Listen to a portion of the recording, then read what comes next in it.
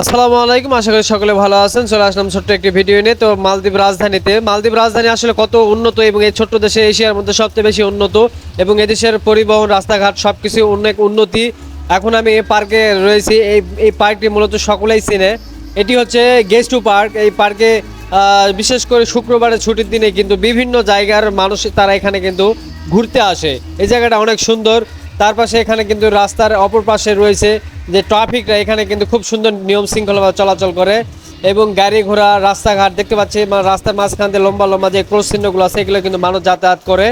আর এইদিকে কিন্তু দেখতে পাচ্ছি পার্কের ভিতরের পরিবেশ, যেহেতু শেষ সময় সন্ধ্যাবেলায়, তারপরেও একটু ভিতরে ঢুকতেছিলাম, বেশ ভালো। এখানে কিন্তু বিভিন্ন দেশের মানুষেরা এখানে রয়েছে। তো এই দেখতে পাচ্ছি অপর পাশে কিন্তু অনেকেই কিন্তু সবাই গোসল করতেছে। গোসল করার জায়গা খুব সুন্দর। তো গাইস দেখতে পাচ্ছি এইভাবে কিন্তু সকলেই পাড়ের পাশ দিয়ে বসে আছে পাথরের উপরে, খুব সুন্দর। আর এক পাশে রয়েছে মসজিদ, এটি হচ্ছে সালমা মসজিদ। এই মসজিদটি সালমা মসজিদ নামে সবাই চিনে। আর এই মসজিদ সবাই পূর্ব পরিচিত এবং খুবই সুন্দর একটি দৃশ্য, যা সবার মনোমুগ্ধ করে নিবে। এবং এই মসজিদের যে আকার এবং সৌন্দর্য, এটা আসলেই আমি নিজেই মানে মুগ্ধ হয়েছি এবং খুবই ভালো লেগেছে এই জায়গাটা। এই জায়গাটা আমার খুব সুন্দর লাগে। এখানে কিন্তু পার্কিংয়ের জায়গা এবং মসজিদের ভিতরে খুব সুন্দর একটা বাইতুল মোকাররম বড় মসজিদ, যে এরকম মালদ্বীপের সবচেয়ে বড় যে মসজিদ, সেই মসজিদ। এই মসজিদের মূলত নাম হচ্ছে সালমা মসজিদ। আর মসজিদের চারপাশে খেজুরের গাছ এবং পুরা টাইলস দিয়ে খুবই সুন্দর বসার জায়গাগুলো রয়েছে এবং খুব সুন্দর ডিজাইন করেছে। এবং এই মসজিদে কিন্তু মেয়েরাও কিন্তু নামাজ পড়ে। এক পাশে আমি দেখেছি অনেক মেয়েরাও কিন্তু এখানে নামাজ পড়ে। মসজিদের চারটি মিনার বড় বড় দেখতে পাচ্ছি। মসজিদের পাশে কিন্তু সমুদ্র, বিশাল বড় সমুদ্র সৈকত এবং এক পাশে রয়েছে এদিকে মোটরসাইকেল কার পার্কিং করার জায়গা। তো দেখতে পাচ্ছি এবার সমুদ্রের যে বড় বড় ঢেউ গর্জন, চারিদিকে কিন্তু দেখতে অসম্ভব সুন্দর লাগতেছে। আবার মসজিদের সাইড দিয়ে আমি আপনাদেরকে আরেক পাশে আমি দেখাবো। তো মসজিদের পাশে যদি আমি হেঁটে যাই দেখতে পাবেন এখানে কিন্তু বিশেষ করে মসজিদের পাশে কিন্তু বিভিন্ন জায়গার মানুষ তারা কিন্তু এখানে বসবাস করে বা বসে আছে এবং যে যার মতো সুন্দরভাবে এখানে কিন্তু তারা সময় কাটতেছে এবং খুব সুন্দর একটা জায়গা। এই জায়গাটা আসলে আমি প্রতি শুক্রবার এই জায়গায় আসি, যেহেতু এই জায়গাটা আমার কাছে খুবই ভালো লাগে। এবং এইরকম আরও অনেক সুন্দর সুন্দর জায়গা, যেহেতু মালদ্বীপ একটি আমরা জানি ট্যুরিস্ট কান্ট্রি, বা এই দেশে বিশেষ করে মানুষ শুধু ভ্রমণ করতে আসে।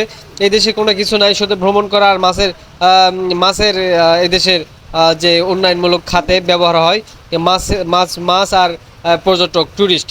সো দেখতে পাচ্ছেন এখানে কিন্তু রাস্তাঘাটগুলো কেমন। এবং যেহেতু ছোট্ট একটি দেশ, এই দেশে কিন্তু বিভিন্ন দেশের মানুষেরা বর্তমান কর্মস্থলে কাজে কিন্তু তারা এখানে রয়েছে, সে কারণে একটু জনসংখ্যা একটু বেশি দেখা যায়।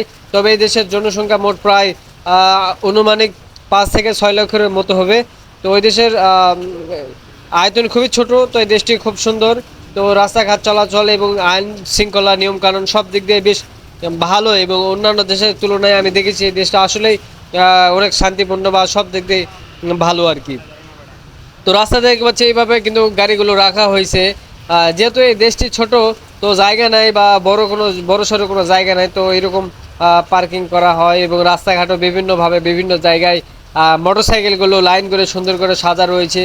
তবে এদিকে বিশেষ করে বাস কাউন্টারগুলো অনেক সুন্দর। বাস কাউন্টারের সিস্টেমগুলো আলাদা। একবার টিকিট কাটলে আপনি যেখানে খুশি সেখানে যাবেন। বাসের লাস্ট গন্তব্য মানে শুরু থেকে এক জায়গায় আপনি যদি টিকিট কাটেন লাস্ট পর্যন্ত আপনি যেতে পারবেন, যে লাস্ট বাস স্ট্যান্ড পর্যন্ত যেতে পারবেন। এর ভিতরে আপনি কোথায় নামবেন অল্প টাকার মধ্যে, অনলি 10 টাকার মধ্যে আর কি, 10 রুপিয়ার ভিতর আপনি যেখানে খুশি সেখানে যেতে পারবেন। তবে আরও অনেক সুন্দর সিস্টেম। তো এখানে বাসের ভিতরে কেউ টাকা উঠায় না, সব কিছু কিন্তু টিকিট কাউন্টার, টিকিট দিলেই হয়ে যায়।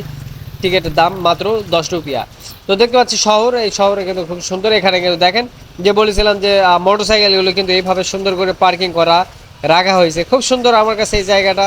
আর এই যে মোটরসাইকেল আর এক পাশে মাইক্রোগুলো রয়েছে, বিশেষ করে এই দেশে কিন্তু স্কুটি যে বাইকগুলো রয়েছে সেই বাইকগুলো কিন্তু বেশি ব্যবহার করে।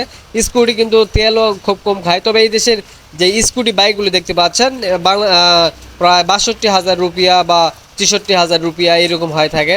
তো বাংলাদেশে প্রায় একটা সুজুকি GX-R গাড়ি বাইকের সমান একই মূল্য দাম।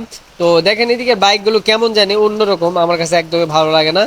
বাংলাদেশের বাইকের তুলনায় এই দেশের বাইকের কিছুই না। বাংলাদেশের বাইক অনেক বড় বড় বিগ, তারপরেও কিন্তু দাম কম। এই দেশের এই বাইকের যে দাম বাংলাদেশের তা কিন্তু অনেক কম। তো দেখতে পাচ্ছি এইদিকে কিন্তু সমুদ্রের পাশে ছিল, যে যেহেতু এটা সমুদ্র চারপাশে অনেক চারপাশে সমুদ্র এবং রাস্তা কিন্তু চারদিক দিয়েই, এদিকে কিন্তু সবাই কিন্তু বৈকাল সময় ঘোরাঘুরি করতেছে, বেশ খুব সুন্দর একটা সময় সকলে পার করতেছে এখানে। কিন্তু আমার কাছে একটা সুন্দর মুহূর্ত ছিল, এবং ওয়েদারটা শেষ সময় যেহেতু, তাছাড়াও একটা মানে সময় ছিল যে বিশেষ করে ঘোরাঘুরি বিশেষ করে আমার কাছে খুব ভালো লাগে। আর এই ঘোরাঘুরি আমার কাছে সবচাইতে বেশি একটি সময় মনে করি, কারণ আমার কাছে মনে হয় যে আমি যদি আমার কাছে ওই কোটি টাকা থাকতো, আমি বিভিন্ন দেশে মনে হয় ঘোরাঘুরি করতাম। সত্যি কথা বলতে ভাগ্যে তা হয় নাই। তো যাই হোক, আহ, ঘোরাঘুরি করতেছি তো বেশ রাস্তাগুলো দেখতে পাচ্ছি এইরকম কিন্তু হিয়ারিং করার মতো দেখা যায়, খুব সুন্দর। এগুলো কিন্তু পাথর দিয়ে এক করা, এপাশে কিন্তু সমুদ্র রয়েছে, সকলে কিন্তু বসা বসা রয়েছে, এবং বড় বড় উঁচু উঁচু বিল্ডিং, আর বিল্ডিংগুলোর ডিজাইনগুলোও খুব সুন্দর। বিশেষ করে এই দেশে যে বিল্ডিংয়ের ডিজাইনগুলো হয়, বিশেষ করে সব কিছু চায়না ডিজাইনের বেশি ব্যবহার হয়। আর এই দেশের বিশেষ করে অধিকাংশ খাতই হচ্ছে চায়না, বড় বড় যে প্রজেক্টগুলো রয়েছে সবই চায়না। আর অন্যান্য দেশ থেকে যে খাবার পূর্ণ ফুড ফলার যেগুলো রপ্তানি হয়, সেগুলো কিন্তু বিশেষ করে ইন্ডিয়ান, শ্রীলঙ্কা বা অন্যান্য দেশ থেকে হয়ে থাকে। তো এই দেশের সুন্দর ভালো সব প্রকৃতি সব দিক দিয়ে অনেক সুন্দর। বিশেষ করে দেশের সমুদ্র সমুদ্র নীল পানি সমুদ্র খুব সুন্দর, খুব চমৎকার জায়গাগুলো। তো এই জায়গাতে বিশেষ করে শুক্রবারের ছুটির দিন কিন্তু অনেক জমজমাট লোকজন এখানে কিন্তু তারা ঘুরতে আসে, বসে বসে থাকে, সময় কাটায়। এবং এই সময়গুলো সকলে অনেক হাজার হাজার শত শত মানুষেরা কিন্তু এখানে তারা এনজয় করে বা গল্প করে, যে যার মতো সময় কাটায়। খুব সুন্দর পরিবেশ ছিল, বা এই পরিবেশ অনেক অন্যরকম নিয়মের মধ্যে, নিয়ম শৃঙ্খলার ভিতরে এই পরিবেশগুলো বজায় রাখে, বা এখানে পুলিশ প্রশাসনও রয়েছে। তো যাই হোক, নিত্য এরকম নিত্য নতুন ভিডিও পেতে অবশ্যই এই চ্যানেলটি সাবস্ক্রাইব করতে ভুলবেন না। আশা করি ভালো থাকবেন, সুস্থ থাকবেন। আমার এইরকম সুন্দর ভিডিও পেতে অবশ্যই চ্যানেলটি সাবস্ক্রাইব করতে ভুলবেন না, এবং বিভিন্ন ধরনের ইনফরমেশন তথ্য বা সব কিছু পেতে